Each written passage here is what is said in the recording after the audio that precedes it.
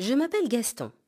Je suis le poisson qui a vu la guérison miraculeuse de Naaman, le général lépreux.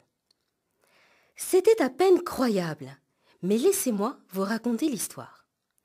Je me baignais dans le Jourdain.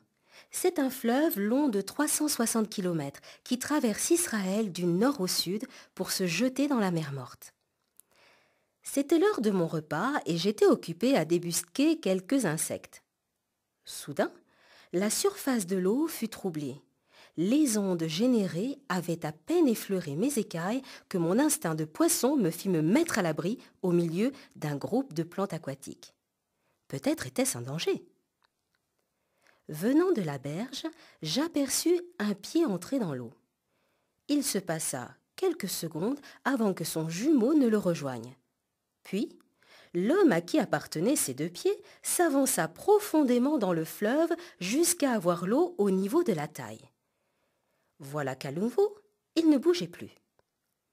Peut-être que la température de l'eau ne lui convient pas, pensai-je. Pour moi, 12 degrés, c'est l'idéal. Tout danger écarté, je m'approchai de lui. C'est comme ça, je suis peureux, mais aussi très curieux. Mais le plus curieux de cette affaire, ce n'était pas moi. En effet, en nageant autour de ses jambes, je remarquai de nombreuses taches disgracieuses.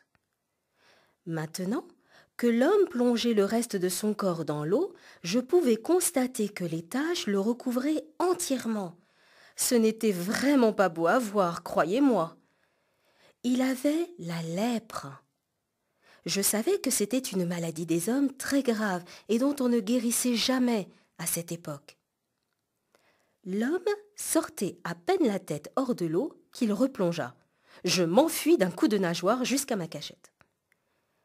À bonne distance, j'étais le spectateur d'un manège insolite. L'homme plongeait et se relevait, replongeait et se relevait encore. Il fit cela 6 fois d'affilée, puis s'arrêta. Il resta un long moment sans bouger, puis frappa la surface de l'eau avec rage. Il se dirigeait maintenant vers la terre ferme, d'un pas lourd et décidé, tout en luttant contre le courant. Il semblait vouloir sortir de l'eau. D'ailleurs, il sortit le pied droit, mais le gauche ne suivit pas. Est-ce qu'il hésite à partir ? Je me posais la question. Quand tout à coup, il remit le pied droit dans l'eau, tourna les talons et reprit sa place au milieu du fleuve. Il faisait face à la rive. Ses jambes écartées assuraient son équilibre contre le courant du fleuve. Il serra les poings, puis plongea à nouveau. Il resta cette fois plus longtemps dans l'eau. Et là, incroyable! Les grosses et vilaines taches devenaient de plus en plus petites, jusqu'à disparaître complètement. Comme il fermait les yeux, je m'aventurai plus près de lui, mais je ne vis plus rien, pas même une cicatrice. Mieux que cela, sa peau devenait semblable à celle d'un bébé. Elle était lisse et parfaite.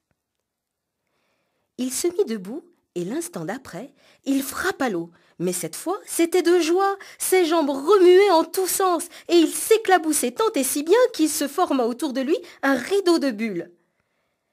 Il se laissait tomber dans l'eau, se relevait, puis se mit à courir aussi vite que le lui permettaient les remous engendrés par chacun de ses mouvements.